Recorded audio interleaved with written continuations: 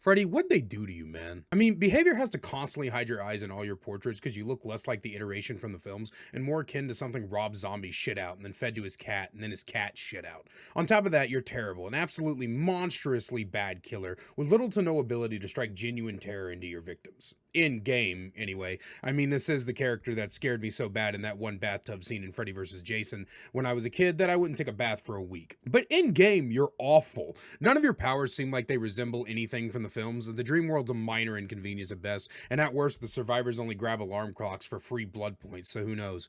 I've heard this is the third change they've made to you because upon release, you were literally the worst killer in the game, and I don't know what the second changes were, but this is probably going to be my biggest how to fix video yet, because you don't need buffs. Freddy, you need a rework, a full rework, an overhaul from your power to your fucking dog shit add-ons. And while we're at it, could we please get some cosmetics for Freddy? A different colored jumper or something, for fuck's sakes. Freddy's power is threefold. Dream Snare / Dream Pallets, which sucks, passive power of the Dream World, which is mediocre, and the Gen TP, which is actually pretty good, until the gens are all done, and then it's literally worthless. Starting with the Dream Snare Dream Pallets, the Dream Snares are these period blood-like circles Freddy can place on the ground. He gets 5 of them, and if a survivor who is in the Dream World steps over them, they will be slowed. Not slowed enough to actually matter, by the way. They don't actually snare the survivor, more like they make them scream and then put a rock in their shoe. I much prefer the Dream Pallets, which only come when you use add-ons for some reason. Dream Pallets are exponentially more useful.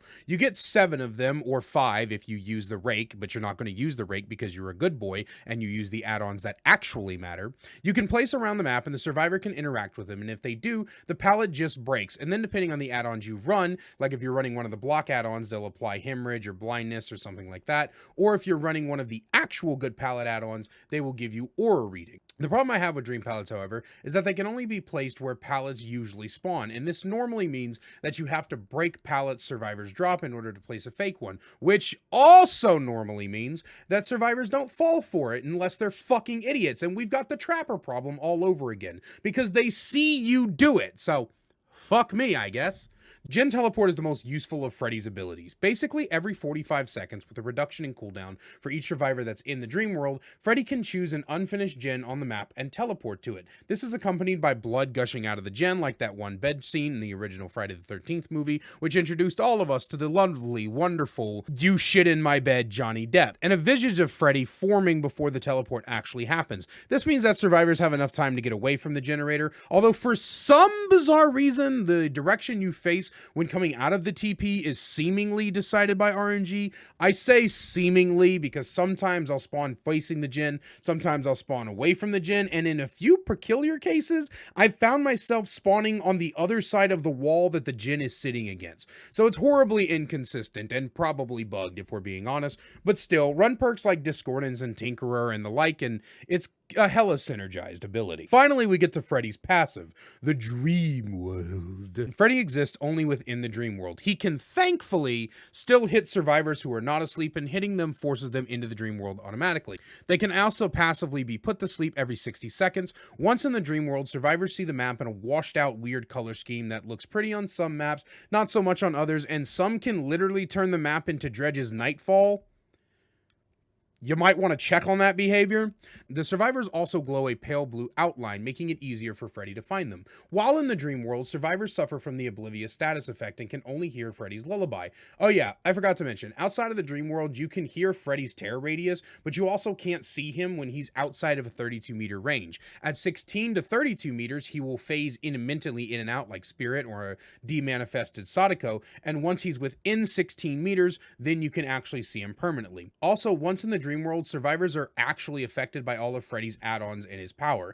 Outside of the Dream World, literally none of the add-ons work, and his powers don't do jack of shit. So you have to put people into the Dream World in order for it to work. My problem with the Dream World is that even becoming a stealth killer, survivors can easily come out of it through alarm clocks, being woken up by another survivor, and here's the kicker, just missing a skill check.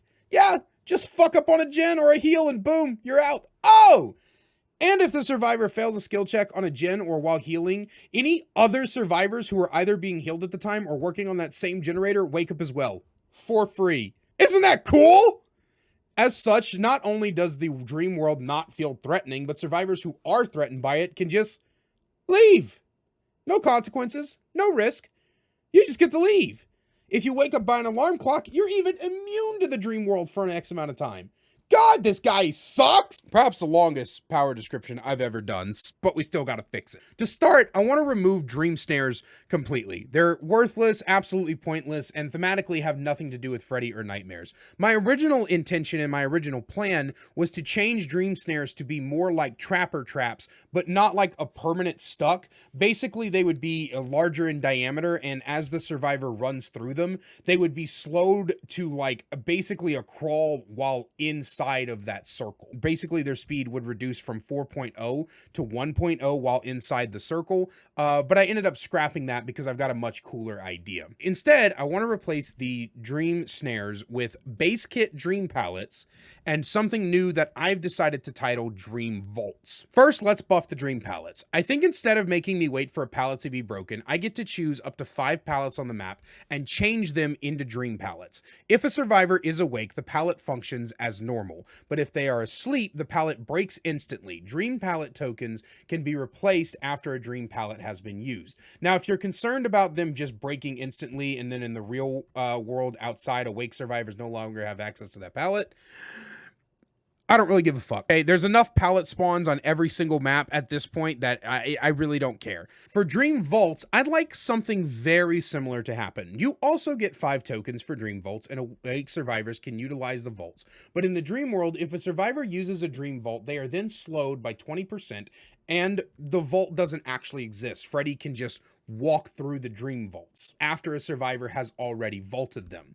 The kicker is that if you, whether you are asleep or awake, if you're using Lithe, then it'll still trigger. It's just, if you're in the dream world, Lithe is not going to be as effective, but I still want you guys to be able to trigger it. After Freddy walks through a dream vault, you get that token back, and that vault is no longer marked a dream vault. Next, I want to add a small buff to Gen Teleport, and then we'll focus on making the dream world a real threat. For Gen Teleports, I just want to be able to change it to where Freddy can teleport to any gen, regardless of completion. Okay, let's talk about the dream world.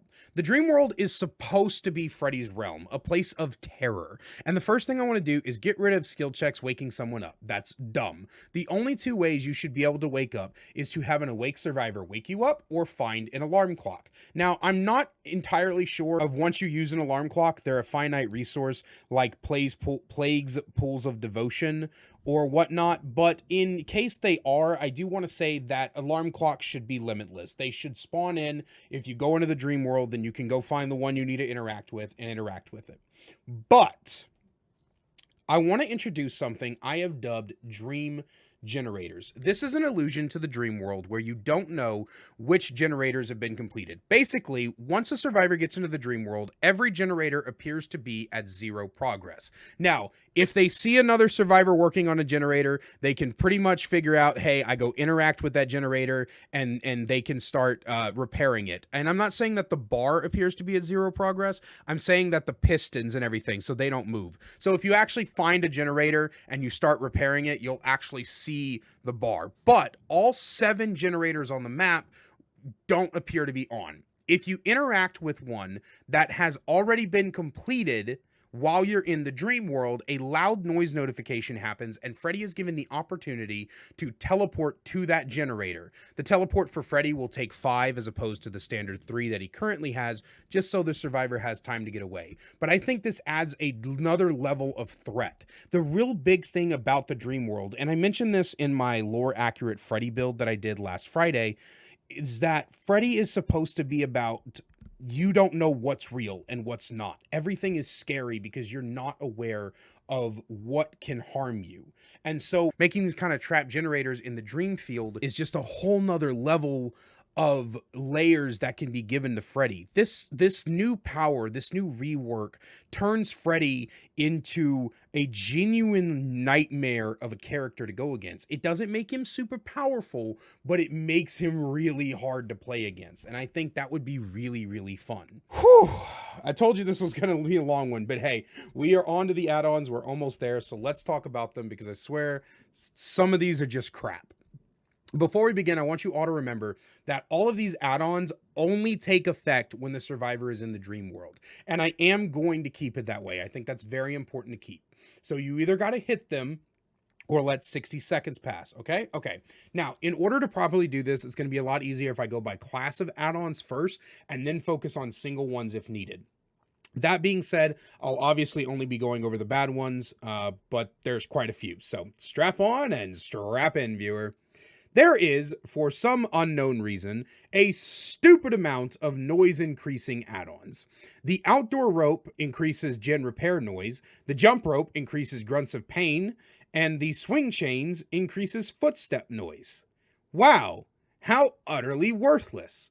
We're scrapping all these effects. Instead, each of these will now decrease the amount of time it takes to put survivors to sleep passively by 5, 10, and 20 seconds. And for the swing chains, we will also add that the alarm clock allows survivors to be immune for an additional 5 seconds. This is just to kind of counterbalance the very fast time, because once this add-on would be used, survivors would go to sleep passively in literally 25 seconds, which is insane.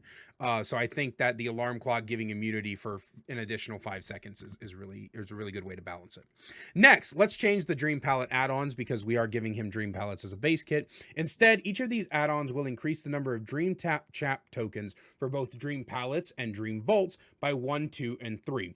In other words, you'll have 6 and 6, and 7 and 7, and then 8 and 8. And now, the Prototype Claws will add Aura Reading for 10 seconds, and the Paint Thinner will add Exposed for 5 seconds whenever a dream trap is triggered. Now, the block add-ons are all fine for the most part, but the purple one needs some work. I think the purple Z block add-on should instead read any survivor interacting with a dream trap is mangled and hemorrhaged until healed and blinded for 30 seconds. Finally, let's talk red add-ons. Paintbrush add-on is cool. I think it's fine. I think it's really interesting, but since in this theoretical rework, we're going to be removing the ability to wake yourself up with a skill check, I think that we should add that when the final gen is completed, all survivors go to sleep. And for the box, let's keep the effect, but also add a third fake exit gate is spawned upon the last generator being completed. Opening this dream gate will trigger a noise notification and reveal the auras of any survivors within 10 meters of the real exit gates. And I think all of these add-on changes will not only complement the reworked Freddy power that I've given you, but will also give Freddy a vastly more superior playstyle to work with. So that's the Freddy rework I had in mind. This was definitely longer than I expected, but once I got writing, the ideas just kept on flowing and I couldn't stop.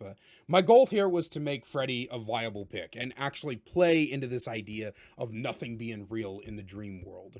I hope you all enjoyed this video, and make sure you leave a comment down below to tell me what you thought and how you would improve Freddy personally, or do what some of you did on the Hillbilly video and call me a fucking idiot. I accept all comments, even if I vehemently disagree. But regardless, I love you all so much, and I will see you on Friday.